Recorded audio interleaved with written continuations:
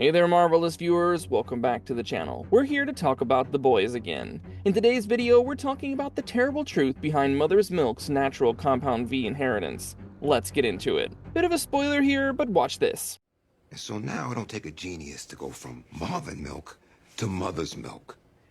Your mother's milk. So in the show, tells Annie that the reason behind his Mother's Milk nickname is that he was caring for an injured bird, but the kids around in the neighborhood found out and changed his name from Marvin Milk to Mother's Milk. However, that is so not what happened in the comics, where he actually has an acute dependency on Mother's Milk, like the real stuff that you see with Homelander right now.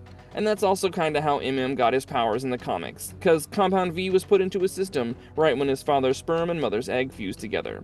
In fact, the story of how all this started is pretty tragic and was explained by himself in the 35th issue of The Boys comic, which is exactly what we're gonna discuss today. M's backstory, his parents' dark past, and sad life, and how all this affected M's growing years. Let's begin, shall we?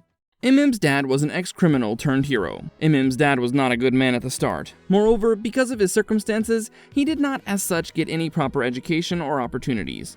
But he had what he called suspicions about what could be done in the world if you came at it the right way, if you found the proper start. And he found his start. His real chance to turn his life around, in prison. You see, the man was smart, but unfortunately the judge gave him a sentence that's given to murderers, not to those who sling dope to some Columbia professor. So M's pops goes to Rikers, and it was here that he came across some place he had never had a cause to visit.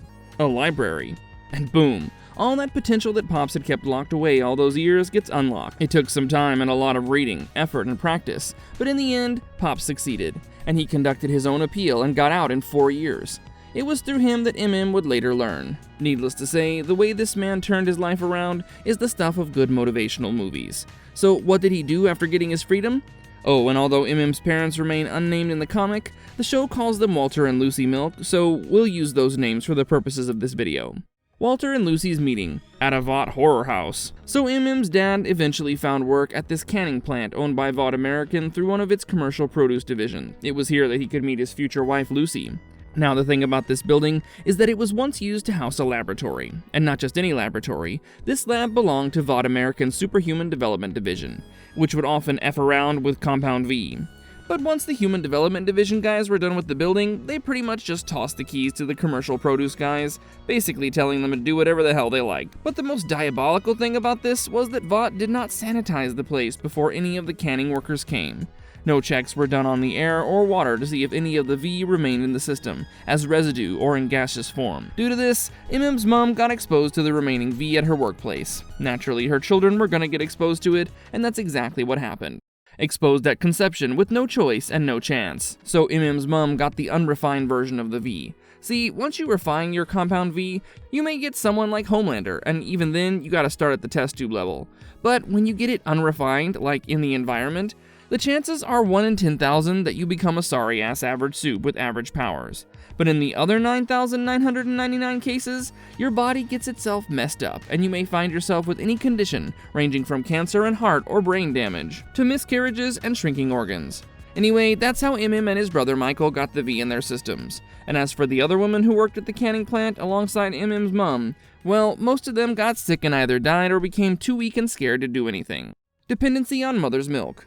Born on 135th Street in Harlem in 1969, Marvin Milk lived with his older brother and parents. Michael suffered from mental illness, and as for himself, he almost died a couple times before he was even 2. You see, when the time came to wean him off the teats, he started to shrivel up. His heart slowed down, he could not hear or see, and the doctors had no idea what it was. Food, liquid, meds, nothing made any difference at all. So his mom got scared and put him back to the teats. And surprisingly enough, a couple days later, he was like nothing ever happened. He was as healthy and happy as he ever was. Another 6 months passed, and Mrs. Milk tried to stop giving milk to her son, Mother's Milk. But Marvin once again dried up like a corn husk. He would look so thin in the pictures, as if he had gotten polio. Once again, Mama comes to the rescue, and is as good as new. The third time it happened, M's heart stopped, and Mama finally got the message that her son would always need Mother's Milk. But yeah, you don't have to assume that had a messed up childhood or anything. I mean, as he grew older, he did need the mommy juice, but it didn't have to be from the very source. It could be packed in bottles, and that's how he would even leave town. Say if he had to meet his friends or something. inherited the resolve to fight against Vought American from his pops. Whatever happened to M's mama and Marvin took a heavy toll on Mr. Milk.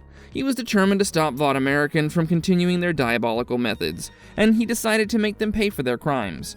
Next thing we know, Mr. Milk started preparing for a case against Vought. He started to figure out every single way to come at this thing, so even if they lost, they would hit them another way the next time. A lesson that did not forget.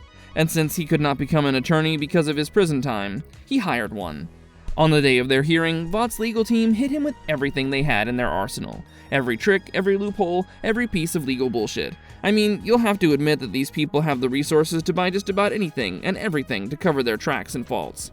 Mr. Milk lost once, and then twice, and thrice. It went on for years, and in the 8th, 9th time, he finally won. But then overhears a couple of Vought lawyers saying, win some, lose some. And this hits really hard. He finally understood the scale of the enemy his father was up against. You see, for the Milk family, this was a matter of life and death. But for Vought, it was nothing more than a game, where you win some and lose some. And because of this, Mr. Milk had been left exhausted. And in MM's own words, they had taken everything but the last inch of his goddamn heart. But the old man was yet to witness another tragedy. Superpowers appear at the worst goddamn time. So was narrating this part to Huey, right? And the aforementioned quote came from while talking about his brother Michael. As I mentioned earlier, the V from Mama Milk got transferred to Michael as well. And although he was a bit slow, he was a happy kid. One day while playing street football, Michael's powers manifested. His body started to expand, but the kid was wearing a helmet, so his expanding skull popped like a cherry inside the helmet, and Michael died right there. This devastated the Milk family, and it wasn't long after Michael's funeral that Mr. Milk sat down with his books, preparing for another legal battle. But he had given his all to crusade against Vought American, and there was nothing left to give. And one night, Pops passed away at his study table.